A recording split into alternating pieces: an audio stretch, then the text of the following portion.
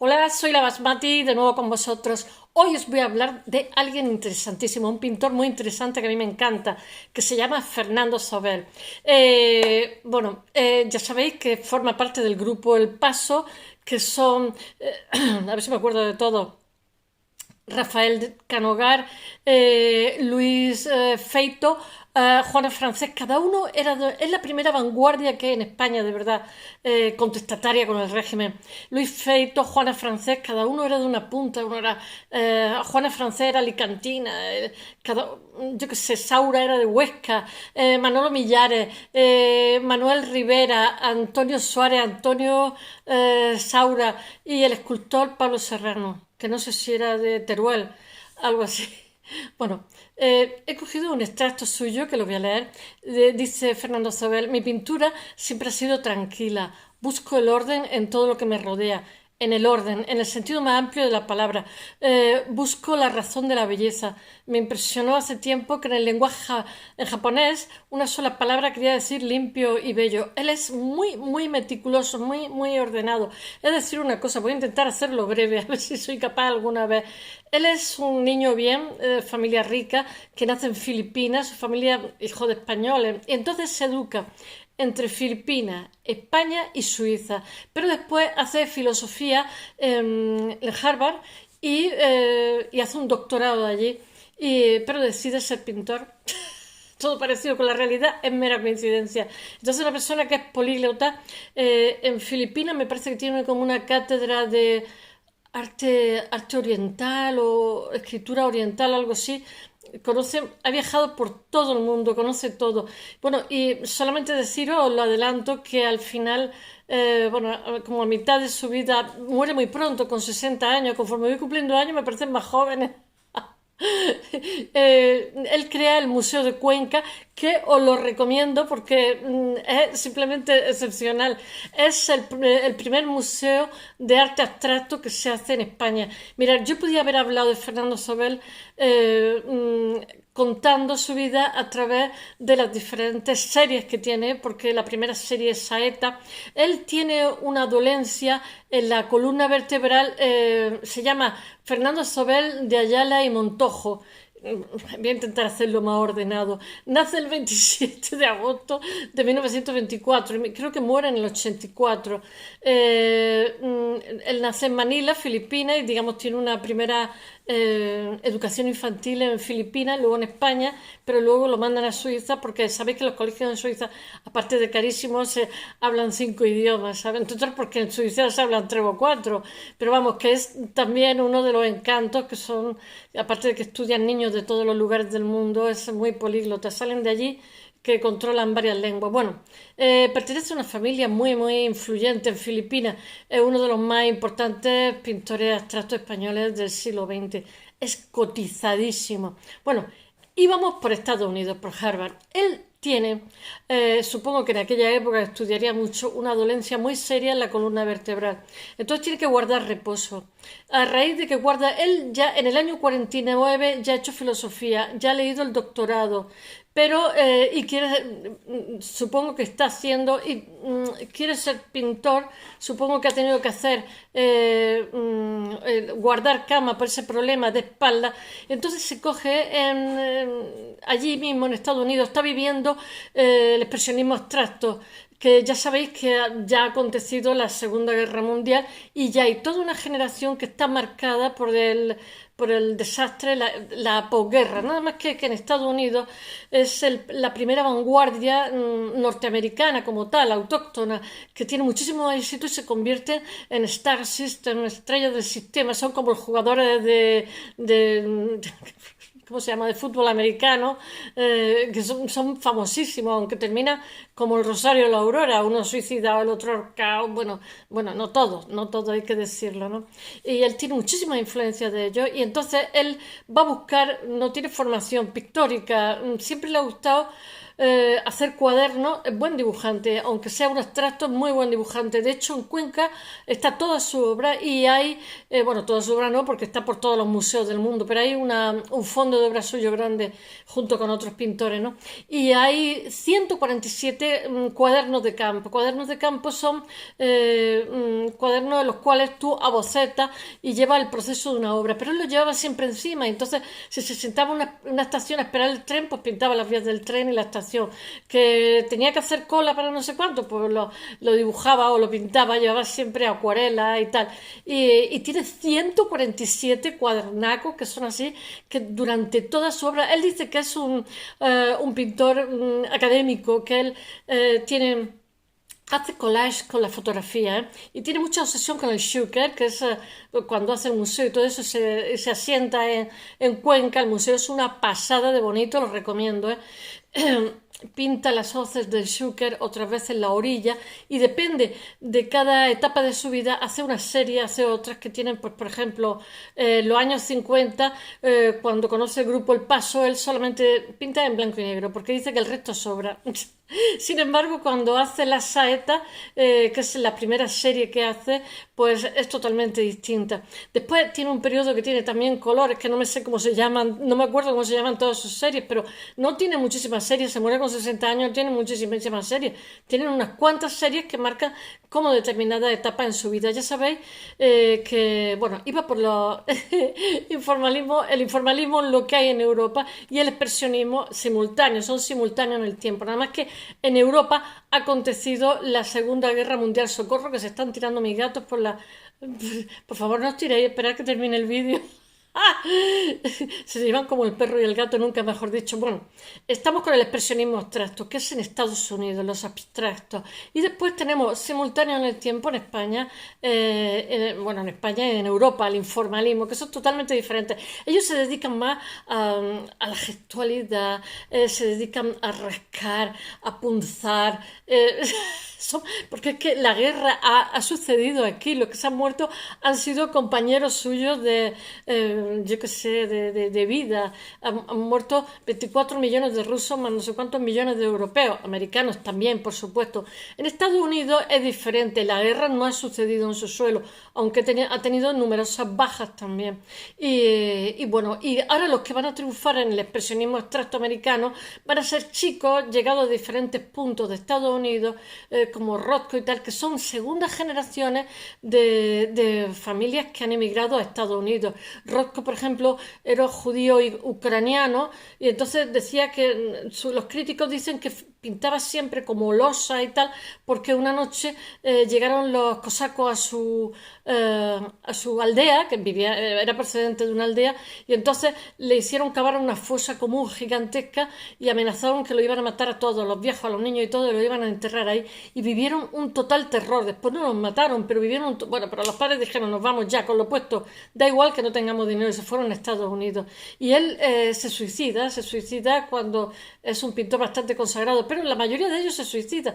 Si no se suicidan, se matan, porque, pues yo qué sé, ¿cómo se llama? El del action painting. Es deciros que en esta época surge también, a raíz de ello, ¿cómo se llama? No, bueno, no me acuerdo cómo se llama. A raíz de ello surge el dripping, que es esas salpicaduras que son bastante rítmicas, que se han calculado además, pues es el action painting, que lo que emerge es la pintura procesual. O sea, tan importante o más es el proceso como el resultado.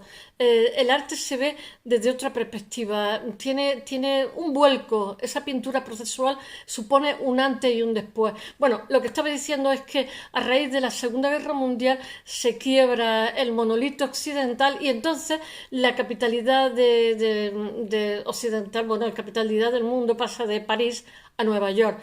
Entonces, pues los artistas pues emigran para quemarse que está cerca del fuego.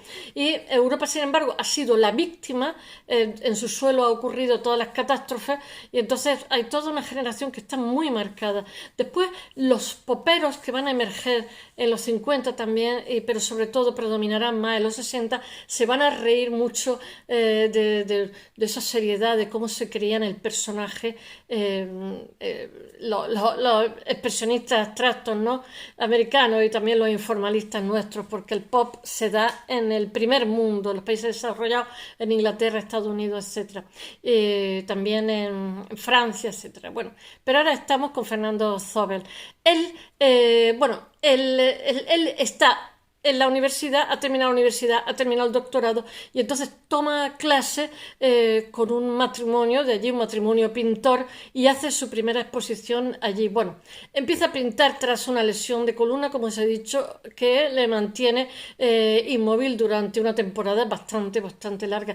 Fijaros cómo hay un componente común en algunos pintores. Bueno, he de deciros que en España tenemos también una vanguardia que es el Dao Alset, pero realmente la vanguardia fuerte es la que hay entre 57 y 60, que la funda Saura, que la Escuela de Bellas Artes de Cuenca se llama Antonio Saura, y bueno, volvamos al sitio, y dura 3 años, y él forma parte de ese grupo. Él ha viajado por todo el mundo y está queriendo ser pintor, y pasa temporada en España, porque hay hijos de españoles también, aunque da clases en Manila. Bueno, pero llega un momento que se fascina por este grupo y trabaja con ellos. En 1951 expone en Boston, ya he dicho, ay socorro, que se tira mi gato, se tiró. Tengo que sujetarlo todo. Se tira de una librería que hay alta. Es que no le gusta nada al perro, ¿eh? Nunca mejor dicho. Bueno, en 1951, después de recibir una serie de clases, expone en Boston por primera vez. Él, aunque haga abstracción, tiene una forma muy peculiar de trabajar. Por ejemplo, utiliza siempre pinceles sin estrenar, que cuando ya los estrena ya no los vuelve a utilizar. Y después también tiene mucho de gestualidad, porque eso también es muy expresionista americano. Él está viviendo en primera persona, está viviendo allí en Estados Unidos el expresionismo, está viendo las exposiciones, conociendo a los pintores, etcétera. Lo que pasa es que su discurso se va alejando poco a poco conforme va trabajando. Pero él no tiene una formación artística, sino que es autodidacta. Aunque a todos los que hemos hecho Bellas Artes no nos gusta ese concepto de autodidacta, porque si creéis que los que hemos estudiado nos han enseñado algo, pues no, queridos, porque nuestros pintores, nuestros profesores eran pintores, y eso de que, por ejemplo, en mi facultad, que cada año salieran 500 personas pintando, pues como que te daban poco recetas de cocina. Realmente aprendíamos de pintar por nuestra cuenta y nuestros compañeros que le preguntábamos cosas, y cuando yo sé cosas de arte es porque iba a determinados autores a mirar cómo resolvían la boca o cómo resolvían el fondo, etcétera, etcétera. O sea, que cuando digáis autodidacta, de verdad, no sabéis lo que decir. Nos pone un poco a los que hemos estado en Bellas Artes, ¿no? Porque el arte realmente no se enseña, el arte se aprende trabajando. ¿Por dónde iba yo? Que expone en Boston por primera vez. Y en 1952 expone en Manila. Él en Manila, en esta época, interviene en excavaciones. Hay excavaciones, porque ya sabéis que realmente todo es China, Japón es China, Filipinas es China, todos tienen el kanji, todos tienen la misma cultura. Lo que pasa es que son isleños y poco a poco se fueron emancipando, pero realmente todo es cultura china. Eso me lo contó un amigo japonés, yo digo, sí, pues, nunca lo hubiera imaginado, sí, todo es cultura china. Bueno, durante su primera etapa su obra está influenciada, sobre todo, como he dicho antes, por Mark Rothko, pero deciros también que sus biógrafos no lo ponen, que está influenciada por Jackson Pollock, o sea, de nuestro Dripping Action Painting, de Kooning y Frank Klein, sobre todo. Él, lo que pasa es que cuando se mete en el grupo El Paso, se me ha olvidado deciros que entre 57 y 60 y que él pinta mucho con veladura. O sea, una capa de color, así, eso es lo que se hace en Matrimonio Arnolfini, que es como si dijéramos el primero que se hace con veladura, que lo iban como vistiendo, se iban dando capas y capas y capas. Esas capas lo que pasa es que suponen la luz, ¿no? Y él digamos, tiene una actitud muy gestual, porque los expresionistas son muy gestuales, muy físicos a la hora de trabajar. Pero él utiliza, como he dicho antes, pinceles sin estrenar y utiliza también jeringuillas sin aguja, claro, donde se echa presión el color y sobre eso lo trabaja. Va a pasar diferentes, según las series que realiza, hay series que la hace sin nada de color. Cuando está con el grupo El Paso, él no trabaja con nada de color, trabaja simplemente el fondo blanco y el negro. Los del grupo El Paso trabajan casi sin color también, ¿eh? Pensar en Saura, cómo trabaja sin color. Todo esto lo he dejado en el blog. Y bueno, ¿qué puedo decir? Pues que él conoce perfectamente la caligrafía china. Él, de hecho, él es profesor de eso en Manila. Y que entonces se le nota muchísimo esa caligrafía, ese vínculo entre el yin y el yang, esa búsqueda de la armonía, ese refinamiento, porque él sigue un proceso, cuando va a trabajar, como he dicho antes, sigue un proceso de abocetar en dibujo, pasar a color en acuarela y después pasar a color, digamos, de óleo.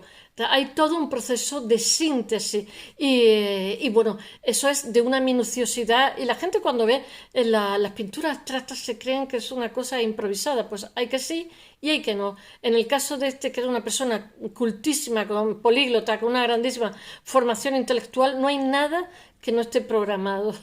Por eso, no sé si titularlo el interesantísimo Fernando Zobel o poner el minucioso Fernando Zobel, porque siempre busco una característica, digamos, que lo retrate, algo que sea común. Bueno, 1960, a partir de entonces, realmente ya ha terminado. Él, ya he dicho que él no tiene el dramatismo, porque el grupo El Paso son muy contestatarios. Este es un chico bien que ha estudiado en Suiza, en Estados Unidos, pero los que están aquí están hasta las narices del franquismo. Es decir, una cosa que se suele juzgar mal. Después de la guerra, realmente es la primera vanguardia moderna que cohesiona lo que son todas las inquietudes de gente que son cada uno de diferentes partes del país.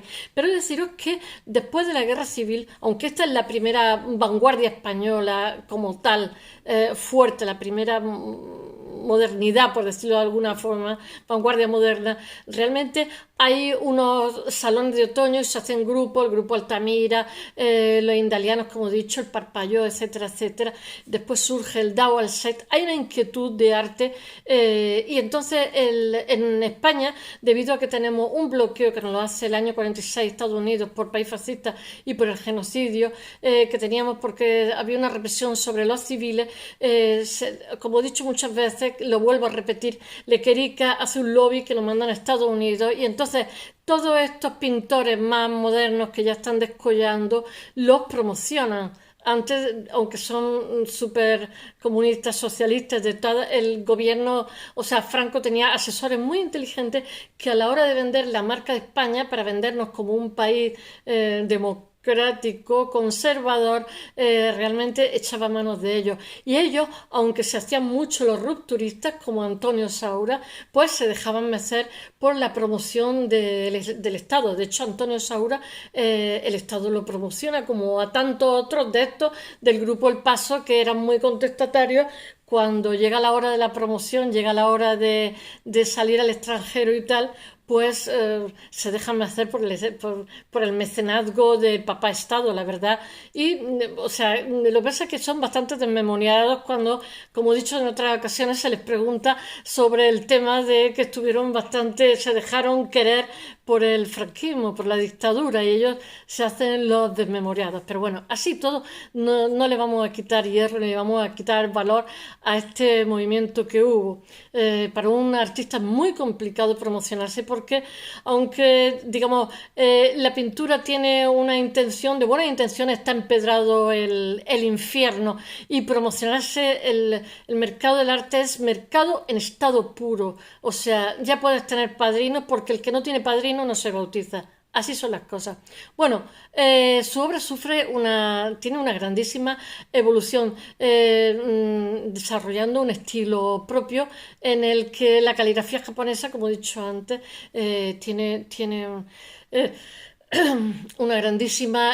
ejerce una grandísima influencia. A él se le nota que se ha educado en Manila porque sus maneras son, aunque hijo de españoles, se ha educado en Estados Unidos, sus maneras y su forma de pintar es muy suave, muy armoniosa, muy oriental, muy delicada, muy minuciosa. Bueno, sus cuadros de apariencia simple y espontánea están calculados al milímetro, están creados con una minuciosidad y una planificación tremenda. Yo sí que se lo noto, esa planificación.